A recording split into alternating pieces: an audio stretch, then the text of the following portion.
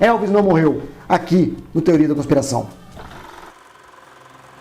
Elvis Aaron Presley se tornou um mito americano. E por que não, de todo mundo. Neste episódio vamos explicar por que Elvis não morreu e tudo não passa de mais uma farsa. A separação traumática do grande amor da sua vida, Priscilla, em 1972, causou um impacto muito forte no rei do rock. Apesar do divórcio só ter sido formalmente concluído em 1973, ano de grande sucesso, ele começou a tomar medicamentos contra a depressão em doses muito acima do recomendável. Na noite de 15 de agosto de 1977, Elvis Presley foi ao dentista por volta das 23 horas. Voltou de madrugada, tocou piano até às 5 da manhã e dormiu. Dizem relatos da época que ele se levantou por volta das 10 horas para ir ao banheiro. Às 14 horas, o corpo do rei do rock teria sido encontrado por sua então namorada Ginger Alden. O que aconteceu nesse período de 4 horas? Ninguém sabe até hoje. A verdade que poucos conhecem é que Elvis não morreu e sim forjou a própria morte para fugir da fama, dos paparazzi, da namorada, enfim,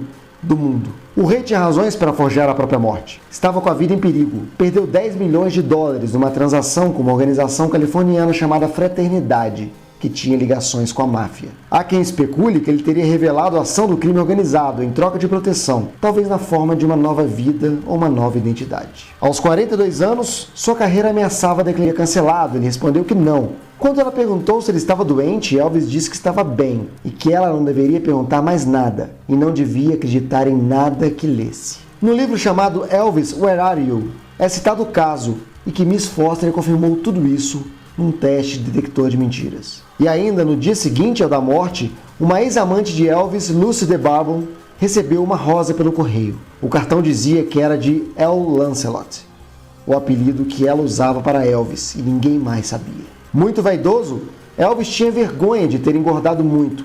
Pesava mais de 100 quilos na época. Outra pista da farsa, a certidão de óbito registra pouco mais de 70 quilos. No velório houve estranhamento, porque o corpo do rei aparentava estar bem mais magro. Elvis engordara muito desde a triste separação de Priscilla, e o sobrepeso era apontado como uma das causas da morte. Um primo de Elvis, chamado Eugene Smith, teria comentado que ele estaria um pouco diferente no caixão. Testemunhas do funeral também afirmaram que o ar perto do caixão estava muito frio. Suspeitou-se que o caixão tivesse um aparelho de ar-condicionado para conservar um cadáver de cera, réplica do rei do rock, destinado a enganar os presentes. O caixão de Elvis exigiu vários carregadores, pois pesava mais de 300 quilos. Como a família Presley, para evitar que os maiores fãs de Elvis Presley chegassem a tempo e reconhecessem os defeitos do cadáver de cera, Elvis era faixa preta, de 8º grau. Suas mãos eram cheias de calos, enquanto o corpo do caixão tinha mãos lisas e gorduchas. O nariz e as sobrancelhas arqueadas também causavam estranheza. Foi comentado na época que uma costeleta do cadáver estava solta,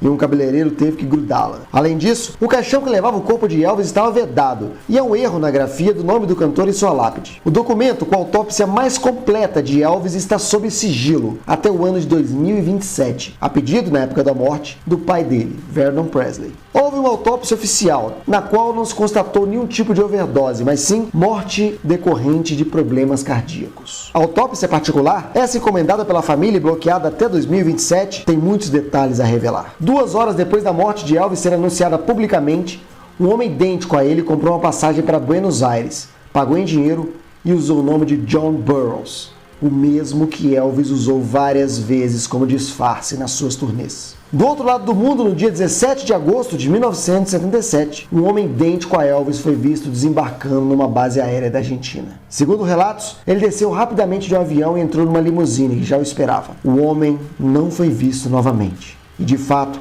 Elvis Presley possuía uma casa na Argentina. O folclórico coronel Tom Parker, administrador dos negócios de Elvis, quando chegou nos Estados Unidos pela primeira vez, criou uma nova identidade para si mesmo. Virou outra pessoa, com passaporte, certidão de nascimento, carteira de motorista e previdência social. Ele fez o mesmo com Elvis Presley.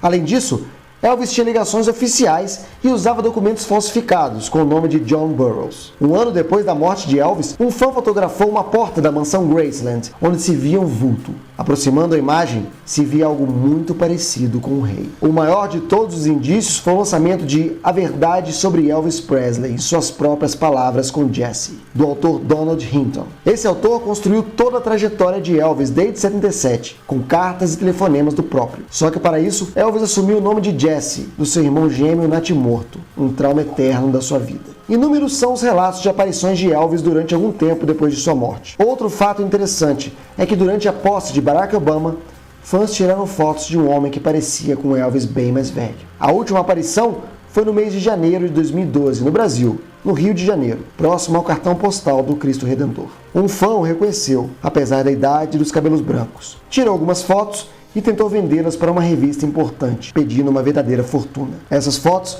ainda não foram divulgadas, mas seria uma prova de que Elvis não morreu. Esses são os fatos comprovados, mas nenhuma prova de que Elvis está vivo até hoje. Porém, sua morte certamente não foi em 16 de agosto de 77. Tudo não passa de mais uma conspiração.